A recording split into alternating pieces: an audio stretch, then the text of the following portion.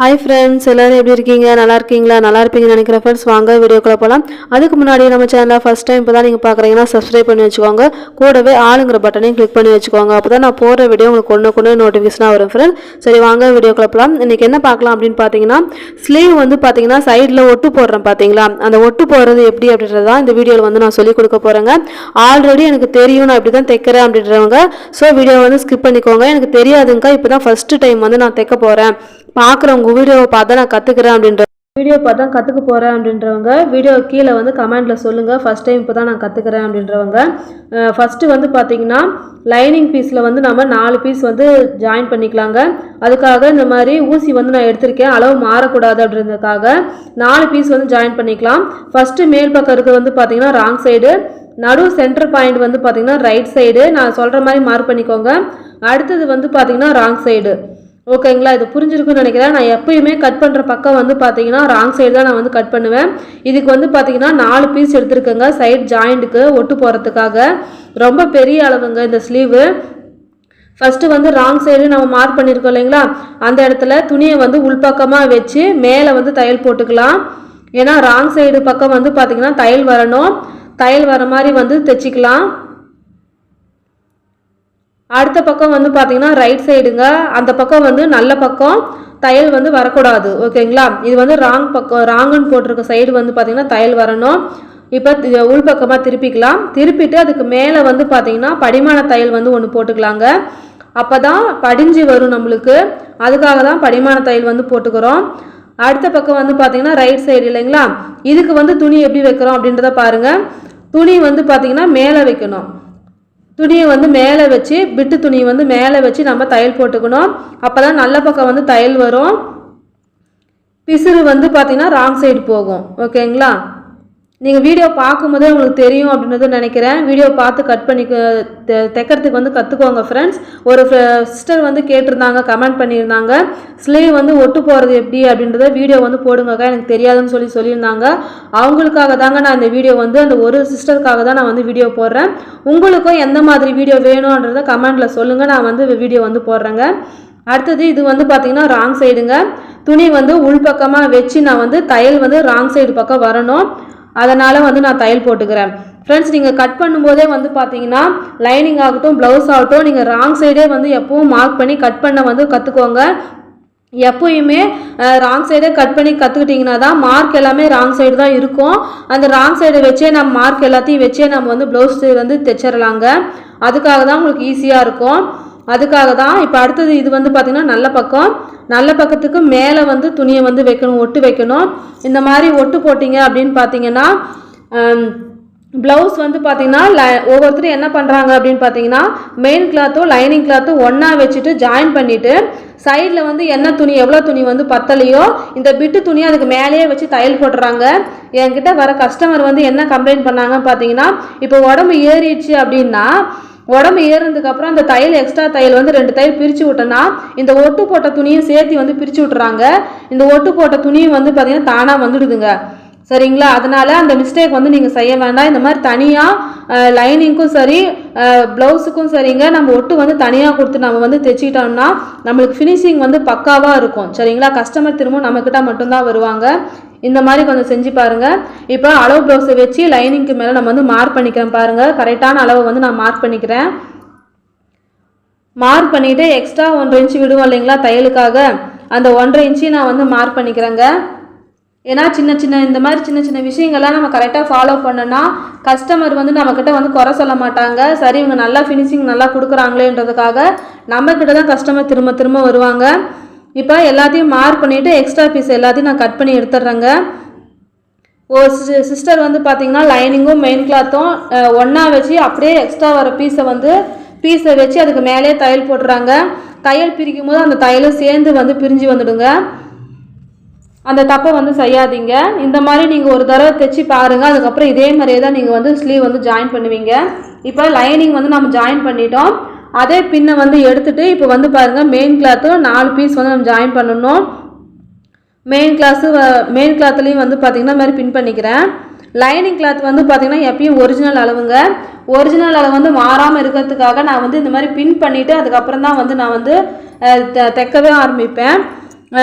Main cloth வந்து அந்த மாதிரி அவசியம் கிடையாது. ஏன்னா லைனிங் கிளாத் மேலே வச்சு தான் நம்ம வந்து மெயின் கிளாத் ஸ்டிச்சிங் பண்ண போகிறோம்.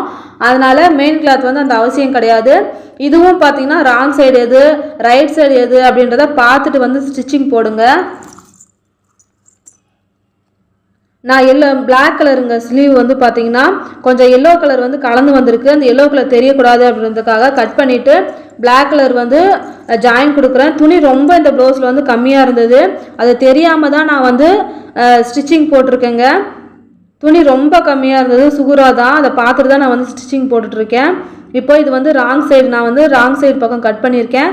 அதனால் பிசுறு வந்து மேலே தெரிகிற மாதிரி நான் வந்து ஒரு தையல் போட்டுக்கிறேன். இது வந்து ராங் பக்கம். தையல் போட்டுட்டு அதுக்கு மேலேயே வந்து அதே மாதிரியே படிமான தையல் போட்டுக்கலாம். ரெண்டு பிசுறையும் தள்ளி வச்சுட்டு அதுக்கு மேலேயே பிசுருக்கு மேலேயே வந்து பார்த்திங்கன்னா நல்ல பக்கத்துக்கு மேலே வந்து படிமான தையல் வந்து போட்டுக்கலாங்க. இதுவும் வந்து பார்த்திங்கன்னா நல்ல பக்கத்துக்கு மேலே வந்து பிசுறு துணியை வச்சுக்கலாம், ஒட்டு துணியை வச்சு இப்போ ஜாயின் வந்து போட்டுக்கலாம், ஸ்டிச்சிங் வந்து போட்டுக்கலாங்க. போட்டுட்டு நல்ல பக்கத்துக்கு மேலே திருப்பிட்டு மேல் தையல் வந்து அடிச்சுக்கலாம்.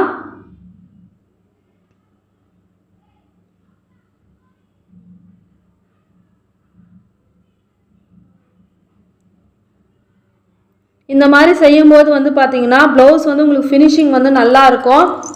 ஃபினிஷிங் நல்லா இருந்தாவே போதுங்க. கஸ்டமர் வந்து உங்ககிட்ட மட்டும்தான் வருவாங்க, ப்ளவுஸ் கொடுக்க வருவாங்க. இப்போது படிமான தையல் வந்து பார்த்திங்கன்னா அதுக்கு மேலேயே படிமான தையல் ஒன்று வந்து போட்டுக்கலாங்க. சேம் ப்ராசஸ் இதே மாதிரியே தாங்க. இதே மாதிரியே 4 பக்கமும் வந்து நம்ம தையல் போட்டு எடுத்துக்கலாங்க. உங்களுக்கு வீடியோ பார்க்கும்போதே புரியும்னு நினைக்கிறேன். புரியாதவங்க நீங்கள் கமெண்ட்டில் சொல்லுங்கள். இல்லை எனக்கு ஆல்ரெடி இப்படி தான் நான் தைச்சிட்ருக்கேன் அப்படின்றவங்களும் கமெண்ட்டில் சொல்லுங்கள். நான் பார்த்து தெரிஞ்சுக்கிறேன் எத்தனை பேர் இது மாதிரி தைக்கிறீங்க அப்படின்றத நான் தெரிஞ்சுக்கிறேன் ஃப்ரெண்ட்ஸ். இப்போது 4 பக்கமும் நம்ம ஜாயின் பண்ணி எடுத்துக்கிட்டோம். இப்போது இது வந்து நல்லா தெரியும், இந்த டிசைன் வந்து கொடுத்துருக்காங்க கீழே. அதனால் லைனிங்கில் வந்து பார்த்தீங்கன்னா நான் 1/2 இன்ச்சு வந்து விட்டுருக்கேங்க. அந்த 1/2 இன்ச்சுக்கு வந்து நான் வந்து தையல் போட்டு எடுத்துக்கிறேன். இது வந்து ராங் சைடு, உங்களுக்கு பார்த்தாவே தெரியும், ஜாயின் பண்ணியிருக்க இடம் பார்த்தாவே தெரியும். ராங் சைடு வந்து பார்த்தீங்கன்னா 1/2 இன்ச்சுக்கு மடித்து தைச்சிடலாம். நான் தைக்கிற முறையில் வந்து பார்த்தீங்கன்னா பிசுறு எல்லாமே வந்து பார்த்தீங்கன்னா உள்ளே போகிற மாதிரி தாங்க நான் வந்து தைப்பேன். எத்தனை பேர் இந்த மாதிரி தைக்கிறீங்க அப்படின்றத சொல்லுங்கள். 1/2 இன்ச்சு வந்து நான் தையலுக்காக விட்டுருந்தேன். அந்த தையலுக்காக விட்ட 1/2 இன்ச்சை வந்து நான் வந்து உள்பக்கமாக, அதாவது ராங் சைடு பக்கமாக வந்து நான் தையல் போட்டு எடுத்துக்கிறேன். இதுவும் பாருங்கள், இதுவும் ராங் சைடு தான்.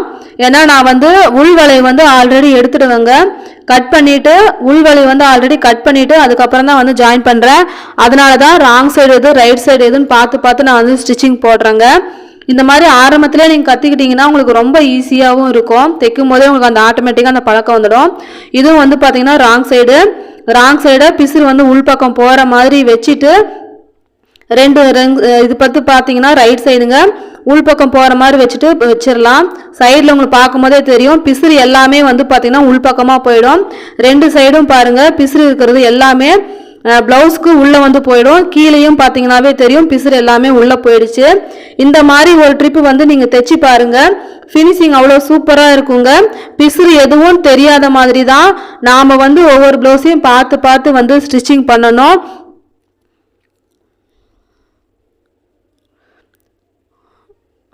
எப்பயும் போலவே தைச்சிட்டு அந்த லைனிங் ப்ளவுஸை வந்து லைனிங் வந்து நல்ல ப்ளவுஸ் துணி மேலே வந்து லைனிங்கை வச்சு நான் வந்து ஸ்டிச்சிங் போட்டுக்கிறேங்க.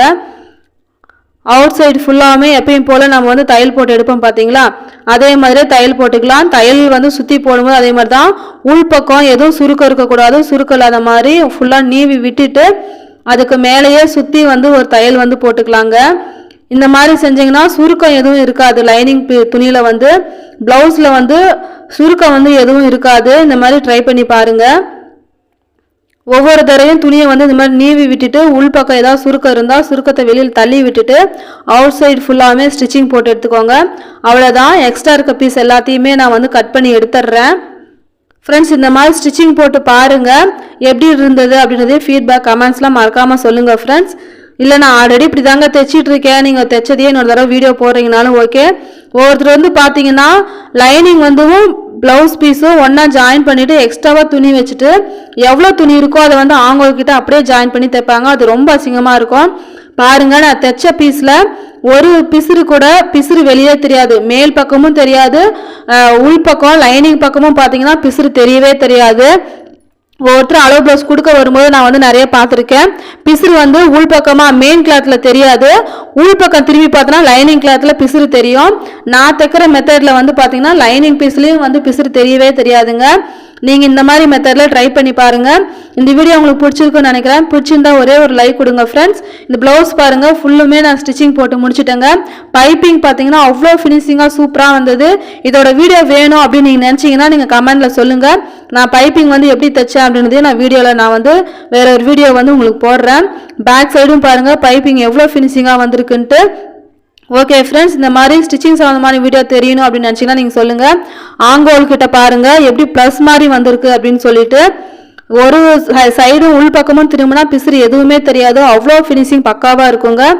ஓகே ஃப்ரெண்ட்ஸ், இந்த வீடியோ உங்களுக்கு பிடிச்சிருக்குன்னு நினைக்கிறேன். பிடிச்சிருந்தா ஒரே ஒரு லைக் கொடுங்க, உங்கள் ஃப்ரெண்ட்ஸுக்கு ஷேர் பண்ணுங்கள் ஃப்ரெண்ட்ஸ். ஸ்டிச்சிங் சம்மந்தமான வீடியோக்களுக்கு என்னோட சேனலை வந்து சப்ஸ்கிரைப் பண்ணி வச்சுக்கோங்க. ஸ்டிச்சிங் சம்மந்தமாக எந்த ஒரு டவுட்டாக இருந்தாலும் என்னோட கமெண்ட் செக்ஷனில் கமெண்ட் பண்ணுங்கள் ஃப்ரெண்ட்ஸ். அதுக்குண்டான வீடியோ வந்து நான் உங்களுக்கு போடுறேன். ஓகே ஃப்ரெண்ட்ஸ், நல்ல வீடியோ சந்திக்கிறேன் ஃப்ரெண்ட்ஸ். Bye friends.